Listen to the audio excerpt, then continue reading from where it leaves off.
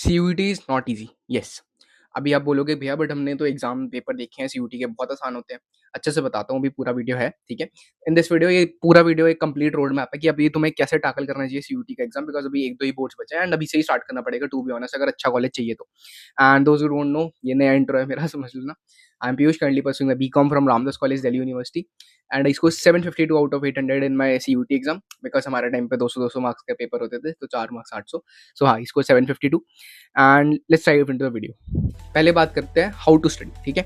एक खुशखबरी बताता हूँ पहले आपको, तुम्हें कुछ नया नहीं करना, टू बी ऑनेस्ट तुम्हें कुछ नया नहीं करना, लाइक जो डोमेन में तो नया नहीं करना कुछ भी।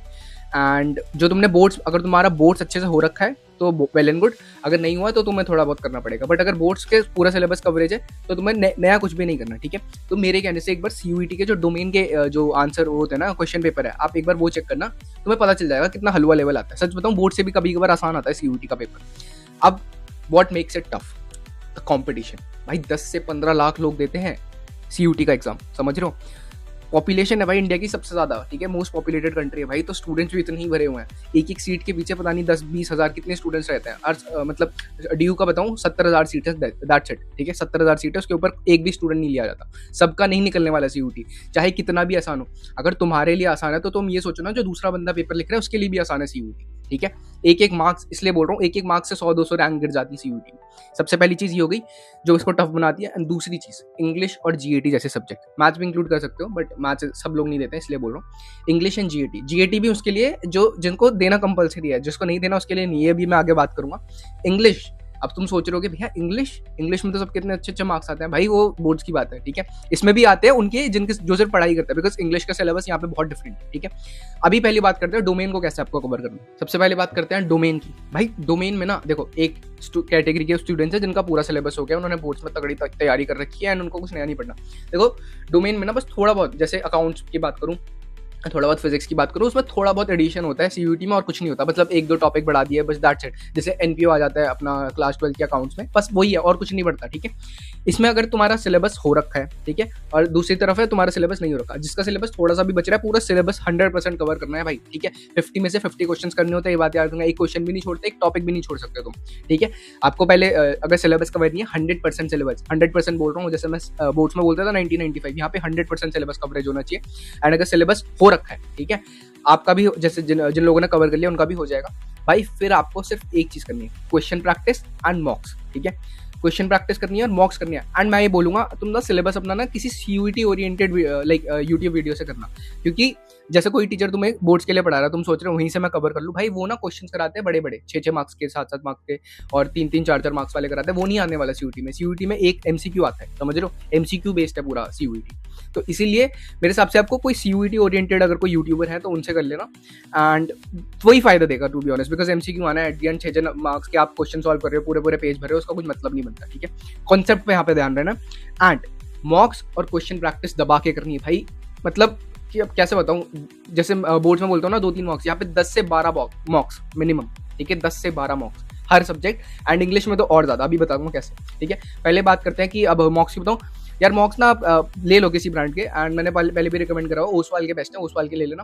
एंड क्वेश्चन प्रैक्टिस की बात अभी करता हूँ। क्वेश्चन प्रैक्टिस के लिए भी एक सबसे अच्छा जो मेरे को रिसोर्स लगता है वो फॉर क्वेश्चन प्रैक्टिस ना भाई, मैं आपको रिकमेंड करता हूँ ओसवाल का question bank.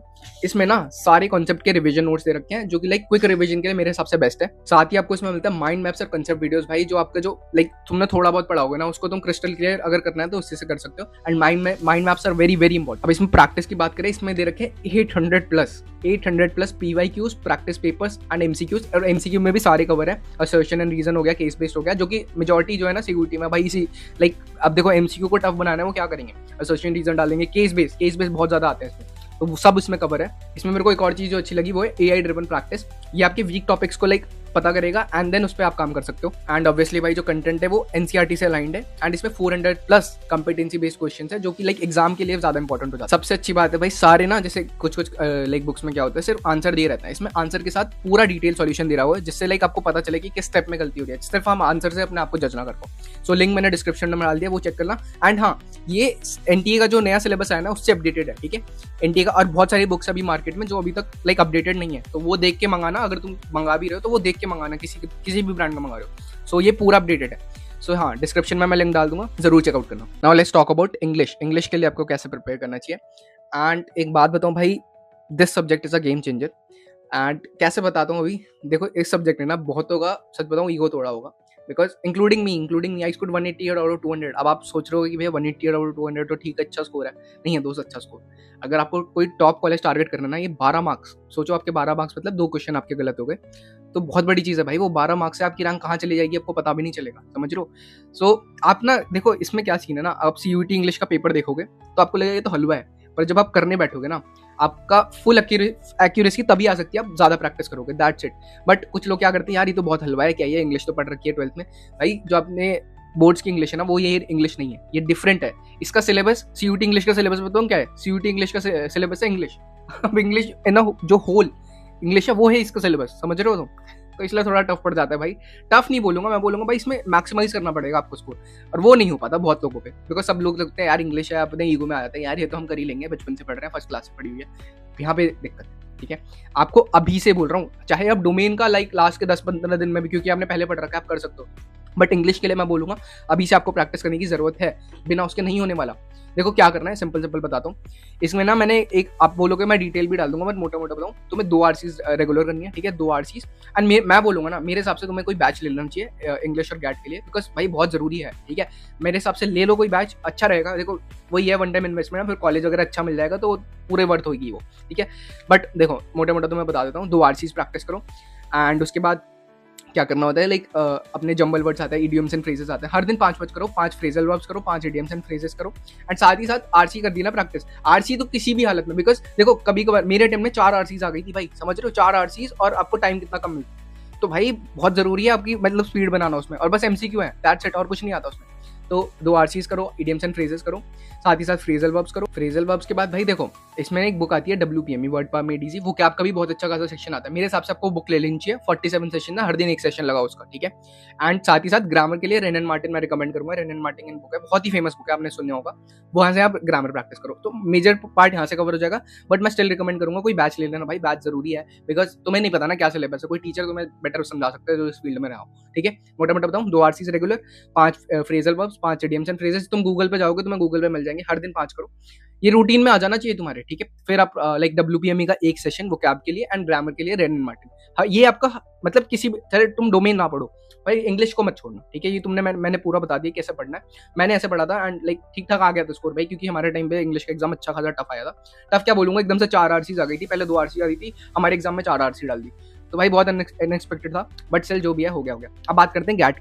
Now let's talk about GAT. अब गैट को लेकर ना बहुत सारे लोगों में बड़ा वो है कि यार मैं पढ़ूं या ना पढ़ूं। देखो अगर तुम्हारे कोर्स के लिए जरूरी है तो पढ़ो, वरना मत पढ़ो। मैं तो देखो मेरे कोर्स के लिए जरूरी नहीं था, मैं उसके लिए नहीं पढ़ के गया था, पर पेपर में दे के आ गया था। बट कुछ ऐसे स्टूडेंट्स थे जिन लोग उनके लिए रेलिवेंट नहीं था, तो वो छोड़ के चले गए थे, गैट का पेपर दिया भी नहीं था, भर दिया था पर दे के नहीं आए थे, बिकॉज उनको जो कोर्स है उसके लिए जरूरी नहीं था, ठीक है। अगर तुम्हारे लिए है तो 100% पढ़ो, अगर नहीं है तो मत पढ़ो। ये मैं क्यों बोल रहा हूँ, देखो तुम 4-5 जगह हाथ पैर मारोगे ना, तुम्हें कुछ नहीं मिलने वाला। ये मेरी बात लिख के ले लो, तुम 4-5 जगह, हाँ मुझे ये कोर्स भी मिल जाए, मैं इसको भी टारगेट कर ले, तो भाई कुछ नहीं मिलने वाला। 1 या 2 मैक्सिमम कोर्सेज और मैक्सिमम यूनिवर्सिटी तुम्हें टारगेट करनी चाहिए, उस पर ही 100% परफेक्शन लाओ। ये भाई टिप मान के चलो, 4-5 जगह हाथ पैर मारोगे ना, मैंने बहुत सारे लोग देखे 4-5 जगह हाथ पैर मारते हैं, कुछ नहीं मिलने वाला था, बट अगर वो एक जगह ही हाथ पैर मारते ना, उनको बेस्ट मिलता, ठीक है। बट उन्होंने क्या कि 4-5 ये भी मिल जाए, हाँ भाई BHU भी कर लेता हूँ, BHU को भी मेन कैंपस मिल जाएगा, नॉर्थ कैंपस में भी SRC पक्का है, ऐसा नहीं होने वाला भाई। कुछ स्टूडेंट्स तुम ऐसा सोचो CUT के लिए, देखो एक तो ड्रॉपर है, कंपटीशन तुम्हारा बताता हूँ क्या, ड्रॉपर है जो लोग लास्ट ईयर जिनको अपना मनपसंद का कॉलेज नहीं मिला या कॉलेज नहीं मिला, वो टारगेट करें, ठीक है। वो एक सोचो, तुम तो अभी 2 महीने पढ़ोगे, वो कब से पढ़ रहे हैं, 6-7 महीने से पढ़ रहे होंगे, ठीक है। एक चीज वो हो गई। दूसरी चीज क्या है, आपका जो इस साल का ही कंपटीशन है, 10-11 लाख 12 लाख जितने भी लोग CUT भरते हैं वो है, ठीक है। तो कंपटीशन बहुत जगह है, तो तुम एक जगह टारगेट करोगे ना, तभी तुम्हें बेस्ट मिलने की चांसेस हैं। मैं ये नहीं बोल रहा गारंटेड मिल जाएगा, चांसेस हैं तब भी। सोचो और तुम 4-5 जगह हाथ मार रहे हो तो तुम्हारे कितने कम चांसेस हो जाते हैं। इसलिए बोलता हूँ एक चीज पे फोकस करो। मेरा जैसा कोर्स था कि भाई मेरे को BCom ऑनर्स या BCom प्रोग्राम मिल गया, इकोनॉमिक्स ऑनर्स मिल गया, ये 3 कोर्स थे, मतलब BCom ऑनर्स BCom प्रोग्राम को एक ही मान के चलो, तो 2 ही कोर्स टारगेट करे थे, और वो भी मैंने एक ही यूनिवर्सिटी टारगेट करी थी, दिल्ली यूनिवर्सिटी। तो ये तुम्हारा टारगेट रहना चाहिए। बट हाँ, अगर तुम्हारे लिए गैट इंपॉर्टेंट है तो उसके लिए सबसे इंपॉर्टेंट मेरे हिसाब से अभी कोई बैच ले लो, बिकॉज तुम्हें नहीं पता, इसका सिलेबस इतना सारा है, तुम बिना लाइक किसी टीचर की हेल्प के नहीं कर सकते। हाँ, यूट्यूब से भी कर सकते हो, मैं ये नहीं बोल रहा नहीं कर सकते, बट यूट्यूब से करने के लिए तुम्हें भाई रिसोर्सेज ढूँढने पड़ेंगे, बट बैच में ये रहता है कि एक साथ सब मिल जाता है। मैंने लिया था बैच, सो सीयूटी मैंने सबका ही ले लिया था, डोमेन का भी लिया था, इंग्लिश और गैट का भी लिया था। गैट मैंने पढ़ी नहीं, वो अलग बात है, बट स्टिल गैट का मेरे हिसाब से बैच ले लेना चाहिए, बिकॉज सिलेबस बहुत ज़्यादा समंदर है भाई। कौन सा आ गया आपका, एलआर आ गया, आपके करंट अफेयर्स, भाई करंट अफेयर्स इतना ज़्यादा डाल देते हैं भाई, मतलब क्या तुम क्या सोच रहे हो, 2 महीने में एक बंदे को कितना पता होगा करंट अफेयर्स, वो सब डाल देते हैं। सो मेरे हिसाब से यही है भाई मोटा मोटा, सीयूईटी इज नॉट ईजी, इसको हल्के में मत लो कि हाँ भाई हो जाएगा, बहुत आसान पेपर आता है। आसान पेपर आता है तुम्हारे लिए आता है, तो उस दूसरे बंदे के लिए भी आ रहा है ना आसान पेपर, इस चीज़ को ध्यान में रख, ठीक है। बाकी जो भी रेलेवेंट लिंक्स होंगे मैं नीचे डाल दूंगा। बताओ मेरे को इंग्लिश की डिटेल वीडियो डालूँ या ना डालूँ, and please let me know. And guys please consider subscribing, भाई तुम लोग सब्सक्राइब नहीं करते हो, तो प्लीज कंसिडर सब्सक्राइबिंग, अगर थोड़ा सा भी वैल्यूएबल इनसाइट लगी। सो या that's it for my and, thank you.